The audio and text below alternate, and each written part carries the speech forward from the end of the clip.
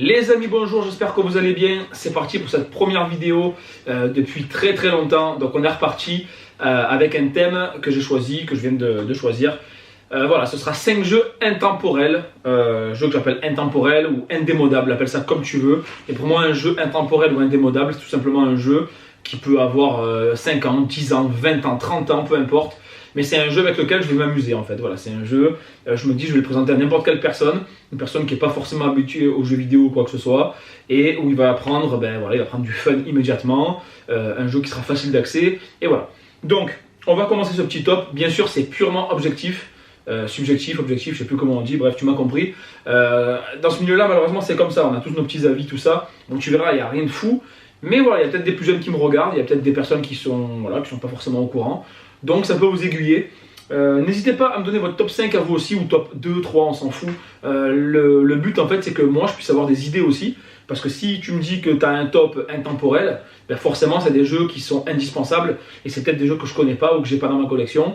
Et vu que je suis toujours à la recherche de nouvelles choses, ça pourra m'aider. Donc n'hésite pas, avant même d'avoir vu cette vidéo, pour pas être influencé en fait, n'hésite pas à me laisser un petit top en commentaire. Même si c'est pas 5, on s'en fout. Hein.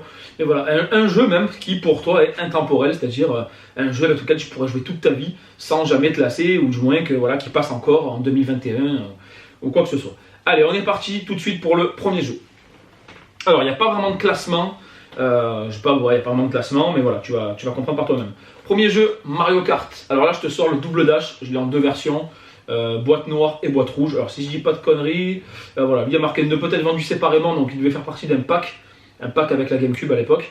Et là, c'est la boîte rouge, voilà. Donc, alors là, je t'ai sorti la version GameCube, je l'ai aussi sur DS, sur 3DS. Je n'ai pas la version N64 qui est la première version, il me semble. Si je dis pas de conneries non plus, ouais, il me semble que c'est la première version. Je ne l'ai pas en ma possession, donc j'ai voulu aussi, oui voilà, j'ai voulu absolument te présenter 5 jeux que j'ai en ma possession. J'aurais pu te présenter 5 jeux que je n'ai pas et qu'on peut jouer, on sait tous qu'on joue tous sur émulateur à l'heure actuelle. Mais voilà, c'était important pour moi de me dire, je te présente des jeux, je les ai dans ma collection, je les ai en physique. Et voilà, ça fait aussi partie ça fait partie aussi un petit peu du charme d'une collection. Hein. Donc voilà, là j'en ai sélectionné 5. Donc le premier, Mario Kart. Pas forcément le double dash sur GameCube, ça peut être n'importe lequel. Je pense que tous les Mario Kart sont bons. Même le dernier est excellent, hein. Je l'ai d'ailleurs sur Switch, je l'ai sur Wii U aussi. Voilà. Il doit pas m'en manquer tant que ça de Mario Kart, mais voilà. Le Mario Kart, c'est du fun immédiat. Je vais pas te le présenter, je vais pas te dire ce que c'est Mario Kart, parce que je pense que si tu connais pas Mario Kart, enfin voilà, c'est pas possible. Tout le monde connaît Mario Kart. Mais voilà, en gros, c'est des courses de voiture, ça reste des vraies courses de voiture, quoi. L'avantage, c'est que à Mario Kart, tu peux jouer avec qui tu veux, quoi. Il n'y a pas d'âge, c'est du fun immédiat, la prise en main, elle est facile, elle est rapide. Voilà, c'est pas un Forza, tu vois, ou un Gran Turismo, quoi. T'as pas besoin de savoir piloter une voiture, c'est pas du tout de la simulation. C'est du fun immédiat, c'est entre la course de cartes et un petit peu le Battle Royale, voilà. Ça, pour moi, ça reste intemporel. N'importe quel Mario Kart, pour moi... attends, je t'ai dit une grosse connerie, le premier est sur Super Nintendo. Oula! Attends, avant de m'insulter dans les commentaires ou avant de me mettre un pouce rouge, le premier est sur Super Nintendo. Excuse-moi. Je sais pas pourquoi j'ai pu penser à la Super Nintendo. Sûrement parce que c'est une console que j'ai pas énormément connue. Enfin, je l'ai connue, mais je l'ai pas trop jouée à l'époque. On en reviendra dans d'autres vidéos, on parlera un petit peu de tout ça. Mais c'est vrai que la Super Nintendo, c'est pas une console qui m'a beaucoup marqué, bien que je l'ai eu, hein, mais voilà. Donc, excuse-moi, le premier Mario Kart est sur Super Nintendo. Et donc, pour conclure avec ça, n'importe quel Mario Kart, pour moi, tu vas t'amuser directement. C'est pas possible que tu n'en aies pas testé, je pense que c'est pas possible. Mais on sait jamais, tu vois, si t'es un petit jeune qui passe par là ou quoi que ce soit. Mario Kart, n'importe quelle console, c'est du fun immédiat, tu vas t'amuser, c'est intemporel. Le deuxième jeu que je vais te proposer, Sonic. Bon là je l'ai sur Mega Drive, c'est la meilleure version de Sonic 1, sachant qu'il existe sur d'autres consoles. Là je l'ai sur Master System aussi, j'ai le 1 et le 2 sur Master. La Master System c'est une console que j'ai pas connue du tout à l'époque, c'est-à-dire que je suis passé de la NES à la Mega Drive, et la Master System je ne l'ai pas eu moi à l'époque. Donc je l'ai récupéré bien plus tard, il n'y a pas si longtemps que ça que je l'ai, peut-être 4-5 ans que je l'ai. Donc je l'ai parce que voilà, ça fait partie de la collection et que ça fait partie un petit peu du patrimoine, j'ai envie de dire. Mais c'est pas une console qui m'a marqué, donc j'ai les Sonic, mais voilà, vraiment de toute façon dans tous les cas, je suis désolé, mais sur Mega Drive il reste bien meilleur que sur Master. Donc voilà, le Sonic pour moi, c'est un jeu intemporel et je pense que dans 10-20 ans, il le sera encore. Je pense qu'à l'heure actuelle, si tu connais pas Sonic, jette-toi dessus, bien que je pense que c'est pas possible. Tu vois, je te dis pareil que pour le Mario Kart, ça c'est des jeux, tu vois, il n'y a pas de grande surprise dans ce top. Je regarde. Ouais, non, c'est pas des grandes surprises. Mais si tu veux, voilà. Il fallait que je te fasse une vidéo comme ça parce que pour moi c'est important et je me dis qu'il y a aussi encore une fois peut-être des jeunes qui nous suivent etc et qui sont pas forcément au courant de tout ça. Donc le Sonic ça reste intemporel. Il y a eu d'autres versions, j'ai du Sonic sur Dreamcast, voilà, il y a du Sonic un petit peu partout, mais voilà, moi je fais partie de ceux qui disent que la fin de Sonic c'est fait sur Mega Drive. Sonic 1, 2, 3, bon après Sonic et Knuckles etc. Mais après ça pour moi c'est parti un petit peu en couille. Dans le sens où ils sont pas mauvais, hein, ils sont pas mauvais mais c'est plus pareil, tu vois, là t'as vraiment l'écran de gauche à droite, ça reste, voilà, ça reste du 2D. Pour moi, ça c'est du vrai Sonic. Sonic 1, 2, 3, Sonic et Knuckles, tout ça, c'est du vrai Sonic. Après, c'est parti un petit peu dans tous les sens. Ils sont pas mauvais encore une fois, mais voilà. Si on devait choisir un jeu intemporel, on prendrait le 1 dans le sens où le 1, je pense qu'il est quand même mythique, bien que les 3 premiers soient mythiques, mais voilà, le Sonic 1, ça reste un jeu mythique. On n'a pas parlé de prix. Le Mario Kart, bon, malheureusement, ça dépendra vraiment de la console sur laquelle tu vas le prendre. Mais honnêtement, au niveau de la cote, je suis pas très calé en cote. Sur GameCube, j'imagine qu'il n'est pas donné, puisque GameCube, forcément, tous les jeux ont forcément une cote. On sait que c'est une console qui n'est pas donnée. Je pense qu'une trentaine d'euros, tu peux l'avoir sur GameCube. Après, sur DS, 3DS, je pense que tu peux l'avoir peut-être un peu moins cher, je sais pas. Sur Wii, enfin voilà. Tu peux l'avoir, mais voilà, dans tous les cas, c'est pas un jeu qui est hors de prix. Sachant que le Sonic 1 sur Mega Drive, c'est un jeu qui coûte que dalle. Le Sonic 1 sur Mega Drive, je pense qu'à 10 balles, tu peux l'avoir en complet, à peut-être 15 euros si vraiment, voilà. Mais c'est un jeu qui coûte pas très cher et qui est vraiment excellent. Donc ça, c'est intemporel pour moi. Je pense que si tu as un enfant, même qui connaît pas les jeux vidéo, un petit, tu le fais jouer à ça, pour moi, il va se régaler. Bon, voilà. C'est un jeu intemporel. Troisième jeu que je vais te présenter là, encore un grand classique, mais il faut le présenter. Là, je te sors le Super Mario Bros 3 sur NES, sachant que je te sors le 3 parce que pour moi, c'est le plus abouti sur NES, tout simplement. Le 1, le 2, le 3. Voilà, le 3, ça reste le plus abouti. Je pense que tu le connais, encore une fois. Nintendo 1985, écrit derrière, tu te rends compte. 1985 le jeu, les gars. 1985, et je pense qu'un jeu comme ça, tu vois, à part si tu prends un gamin qui a peut-être 12-13 ans et qui joue à Fortnite en réseau, tu lui mets ça, il va te cracher à la gueule. Mais si tu mets vraiment un gamin, tu vois, un tout petit, je pense à moins de 10 ans, tu vois, et que le petit il connaît pas trop les jeux vidéo ou quoi que ce soit, tu lui mets ça. Je pense que si tu l'engraines un petit peu, tu vois, tu peux le mettre sur le droit chemin, on va dire. Avec un jeu comme ça, je pense que découvrir le jeu vidéo avec un Super Mario Bros 3, c'est un super bon moyen en fait. Parce que ce jeu-là, pour moi, il est intemporel. C'est peut-être un peu la nostalgie qui parle, mais tu peux pas m'en vouloir parce que on est tous comme ça quand on fait ce style de vidéo. Pour moi, on a tous notre petit côté nostalgique. De toute façon, si on est dans le rétro gaming, c'est que quelque part on est nostalgique d'une époque, il faut dire ce qui est. Donc d'accord, je suis peut-être influencé, mais ça les gars, il n'y a personne qui va me cracher à la gueule en me disant non, c'est de la merde. C'est pas possible. Le Super Mario Bros 3 sur NES, il est excellent et je pense qu'il n'y a pas d'âge. Encore une fois, il y a aussi l'âge, tu vois, on parle des petits, mais pensez aussi aux plus vieux, aux gens qui sont beaucoup plus âgés. Moi je me rappelle quand j'étais gamin, tu vois, par exemple, ça, mon père, il pouvait y jouer. Et ouais, il pouvait parce que c'était facile, tu avais 2 boutons, un pour sauter, un pour accélérer, tu avais ta croix directionnelle et basta. Maintenant, tu prends une personne qui a, je sais pas moi, peut-être 60 ans, si c'est une personne qui n'est pas habituée aux jeux vidéo, attention, hein, et que tu le fous sur PS5 ou tu le fous sur Xbox Series X, tu lui mets un jeu de fou, c'est pas possible, tu vois. On prend l'exemple des jeux de foot, par exemple, à l'époque, les anciens, ils jouaient à un jeu de foot, c'était facile pour eux. Maintenant, tu leur mets un FIFA 21, c'est hyper compliqué, tu vois. T'as des boutons de partout, t'as les gestes techniques, enfin voilà. Donc, pensez à tout ça, quand je parle d'intemporel, je parle que le jeu est bon et accessible, c'est ça qui est important. Et ça, c'est hyper accessible et c'est génial comme jeu. Donc, Super Mario Bros 3 sur NES, si tu le connais pas, écoute, va l'acheter et fais-le, parce que de toute façon, c'est un indispensable.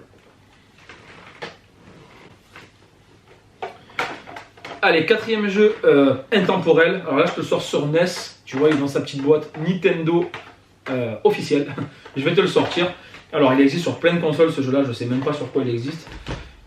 Pac-Man. Pac-Man, toute ta vie, tu pourras y jouer. Et Pac-Man, toute ta vie, tu vas t'éclater. Parce que ce jeu, tu le fous dans la console, tu appuies sur On, et dans les 10 secondes qui suivent, tu t'amuses. Tu comprends le gameplay, il est hyper simple. N'importe quelle personne qui va jouer à ce jeu-là va comprendre les touches et va comprendre le gameplay et va comprendre le jeu en 10 secondes. C'est hyper simple, mais pourtant c'est hyper efficace. C'est super addictif. Tu vois, c'est super simple. Je me rappelle des premiers, tout ça. Il y a 3 pixels qui se courent après, quoi. Il n'y a que dalle. Mais quand tu joues à ça, c'est excellent. C'est un jeu qui... Ouais, c'est addictif, en fait. Tu commences à jouer, tu vois, tu as les petites musiques qui sont un peu stressantes en fonction de là où tu vas. Et voilà, alors Pac-Man, là je te présente sur NES parce que c'est la première version qui me tombe dessus, sachant qu'il existe sur plein de supports différents. Je l'ai même en, tu vois là tu le vois pas, mais là devant moi j'ai un petit stick arcade qui se branche à la télé directement et il est dessus aussi. Donc Pac-Man ça existe sur plein de supports, je pense qu'il y a eu même plein de dérivés, tout ça.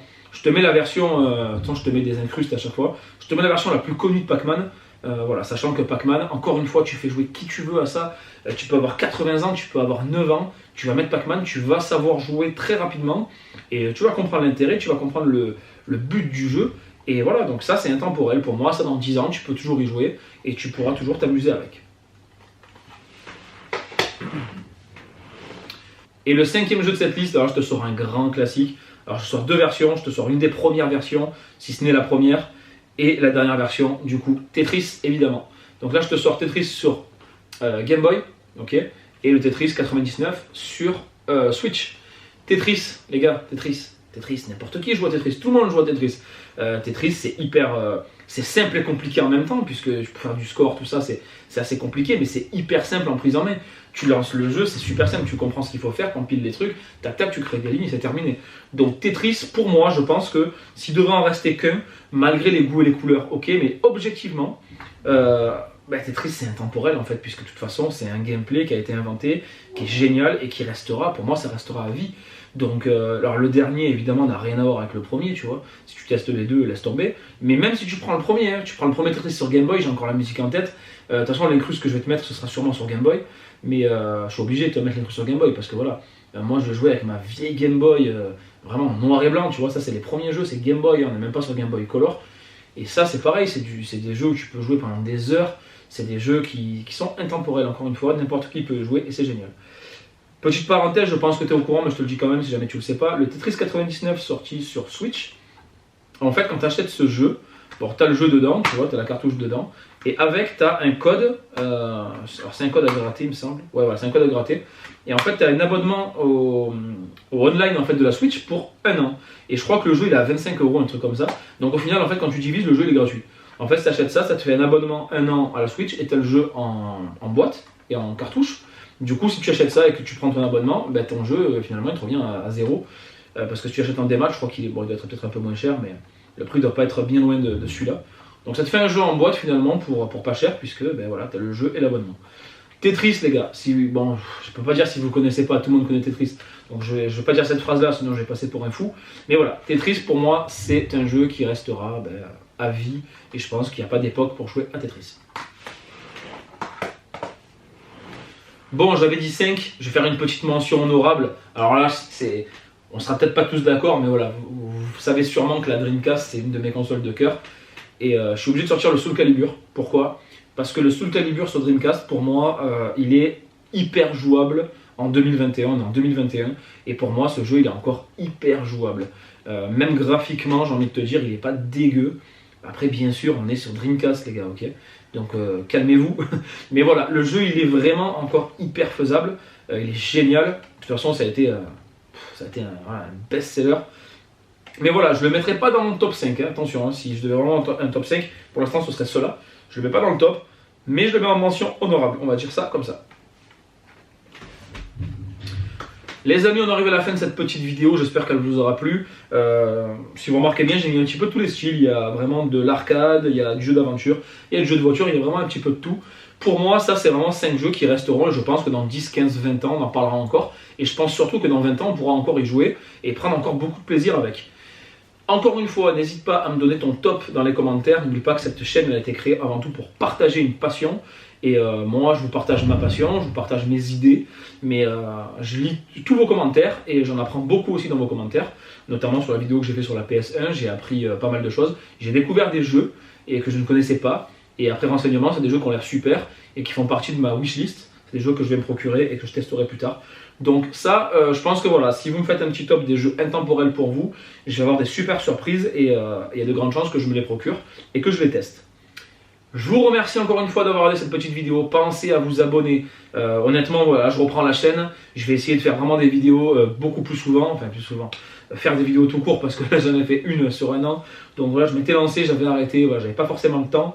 Là, ça va mieux. J'ai aménagé un petit peu la game room. Je vous la présenterai un de ces 4. Pour l'instant, voilà, c'est pas tout de suite. Je finis un petit peu d'aménager. et je vous présenterai un petit peu toute ma collection. Mais voilà, pensez vraiment à vous abonner, à lâcher un petit pouce bleu, un petit commentaire. On est là pour échanger une passion. Donc voilà, je vous dis à bientôt et puis on verra la prochaine vidéo. Pour l'instant, j'ai plein d'idées en tête. Donc voilà, je vais en tourner pas mal et puis elles sortiront au fur et à mesure. À la prochaine!